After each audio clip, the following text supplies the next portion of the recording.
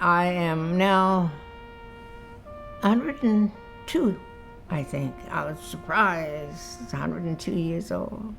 If I keep going, I'll be 114. That's my goal, is to get to 114, 15.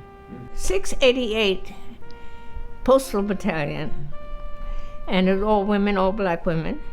These young American girls will serve in the European Postal Service, thus relieving men for active duty at the front. And we were the only group, as a matter of fact.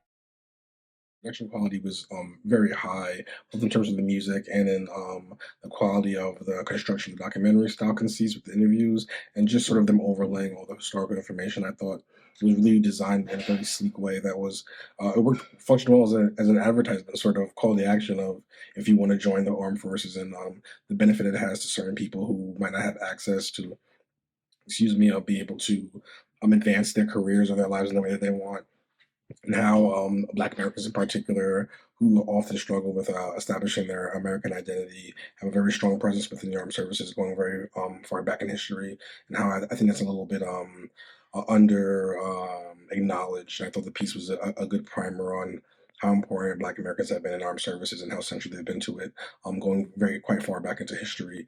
And I thought the piece was just overall easy to get into because it was so informative. And even if though it was a little long, at around an hour and 20 minutes, I believe, I thought it had a generally breezy pace and ended up sort of being anchored by such powerful stories by the characters, not the characters, the subjects, rather, and really gave a great sense of heart and a human face and a real sort of three-dimensional emotional approach to why this career path and why this life choice was such a powerful decision for these people, and how it affected their life and how it sort of molded them into how they view life now. So I thought it was a well done piece and a formative piece, and a piece that really made the armed services look quite good, and showcase just the level of discipline and strong will that is required for these people. And I thought that coming from their backdrops, it made it an even more sort of interesting examination of it. You really got to see a variety of experiences in this documentary.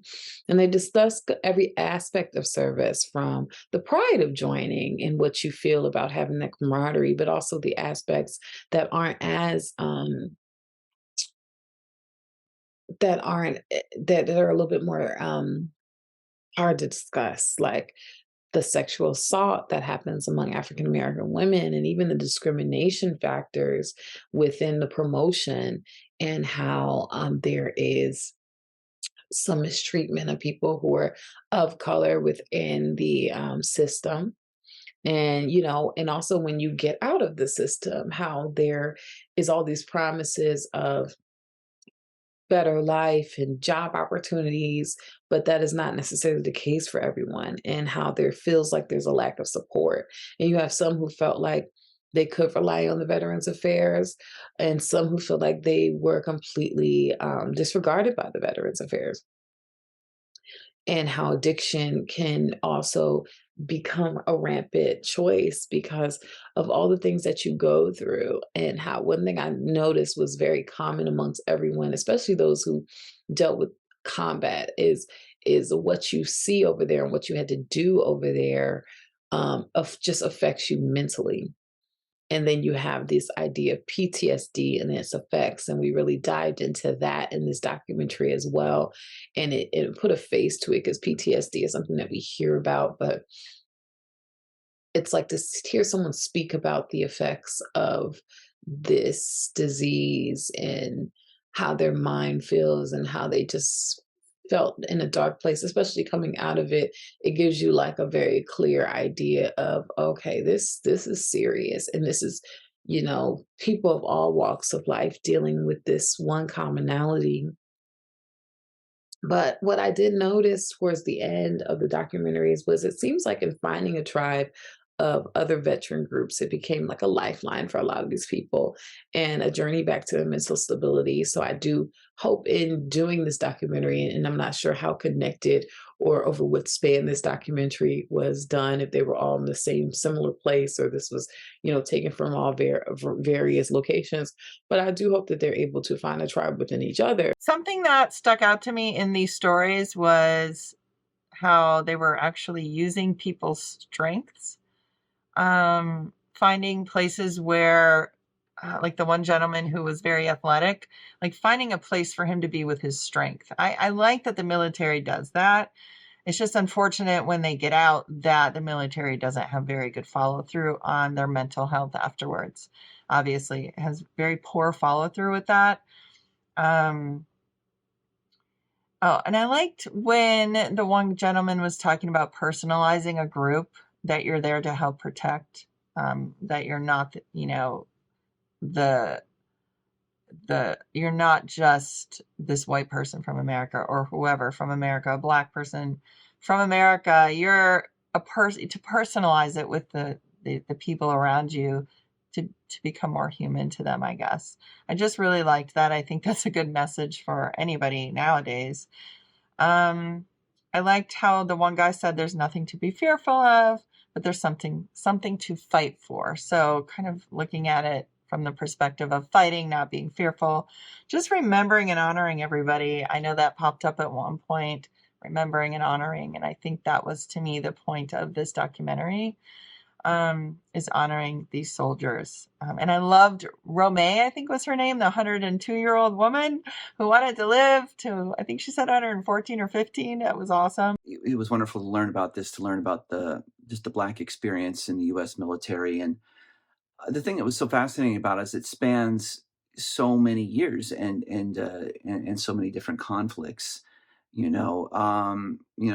started off talking about the guy that served in the French Air Force in World War One. So we went back that far, and then got to Tuskegee and the Red Tails, and it was this wonderful scene, like the gentleman who had served in Korea being interviewed. To see somebody being interviewed who was in a conflict that long ago, and I'm so happy he was alive and healthy and doing well. But all the stories here were just absolutely just wonderful to hear. And just on the face of it, just alone, just hearing about the service stories of these veterans was wonderful. But then also learning about, specifically to their culture, to the Black experience and what they went through. It was a really story worth telling. And I can say I've not seen it in this way before, spanning so many different, it was a very macro view of Black Americans in the military. Usually, a lot of times you see things like this, and it's really nice, but they focus on like the Vietnam conflict or what have you, and the experience there. But in this one, it kind of covered everything, and yeah, like I said, it gave us a macro overall vision and view of what the experience was, and that's a very valuable thing in itself there. But great job on this. The interviews are conducted wonderfully. Everybody did a great job explaining things on camera. All the footage and the stock photos and everything were put together very nicely. Everything, it was just very to the point and really explained everything very well. It was excellent storytelling. Black Uniform was a really cool documentary about the experiences of African American men and women who have been fighting for our country since it's been a country, really. I think that was really shown in the beginning, where it was documenting all of these instances of African American troops and soldiers from the Civil War to the Vietnam War to Iraq, showing how all these people have been fighting for our country, and we haven't really seen this part of history. It's not focused on as much, even though it's super important part of our country's history. So I thought that was really cool that this documentary delved into that. And being able to hear from all of these veterans and soldiers from all of these different walks of life. Hearing from 102-year-old Catherine and her experience as an African-American woman in the war, when she was just, in her late teens, early 20s, was pretty amazing. Hearing the struggles from not just, African-American men, but the struggles of the African-American women who have been in the service. One of the quotes that I enjoyed was one of the women talking about how she couldn't tell if she was getting discriminated against because of her ovaries or because of her melanin, because there was all this prejudice and in the army and in the military that isn't as much disguised as it would be, in other parts of society. It's pretty blatant hearing from these women in the army and military, which is disheartening to hear. Not surprising, sadly, but it's important to bring awareness to that discrimination that's currently happening in our armies and militaries. I also thought that it was really important to hear from these veterans about the lack of care after coming out of service, and the importance of helping vets after their time spent in the military, because there isn't much structure there to help them. And that's why so many veterans end up on the streets and without jobs, because there's a lack of just structure and even just paperwork to help them get on their feet and back into, regular society after they've experienced so much. Fantastic and fascinating stories, and I think it's really important that they be documented. So this piece documents a number of them, and it does so in a way that's informative, kind of peek behind the curtain, and compelling, and just really just makes just good for a good viewing experience. Just again, they're real stories, so that tends to be just some of the more compelling stuff. So this documentary is great for just documenting these stories. I think they're great, but also for highlighting some of the past problems in the American military, some that have somewhat been corrected or addressed, and just also addressing the issue about the VA and helping veterans get access to their benefits. I know that seems to be a really point of concern and struggle for a lot of veterans. We hear this all the time. So I'm glad there's another piece of media out there bringing attention to it, because it's an important issue, and doesn't seem like something that any amount of bureaucracy or red tape should be getting in the way of. So it was really, again, fascinating to hear these stories. It's put together really well. Just good editing, going back and forth between the different stories, showing the similarities, giving us some of the sort of gruesome details without necessarily having the gruesome visuals. Really did paint a picture for each one of these people in just the most compelling way imaginable. Just a really strong documentary. These testimonies, these all these soldiers sharing their memories with us, I think it was really touching and deep.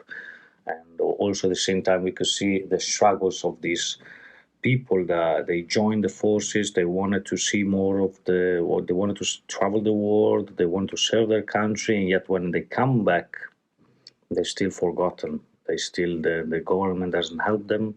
They don't get they still don't get rights. They're supposed to be, because they gain those rights on the field, fighting for their countries, and yet when they go back home, they just lost. They're just forgotten. This is one of the main issues that vet have to face, on top of all the physical issue. People that lose part of their bodies, people that suffer people that start suffering for anxiety and PTSD forever. I think it was great to watch and hear these people, these soldiers talking, and see how they managed in the end to get back to a normal life after the war and help other people that suffer the same issue that they suffer when they were at war, and then also when they came back home.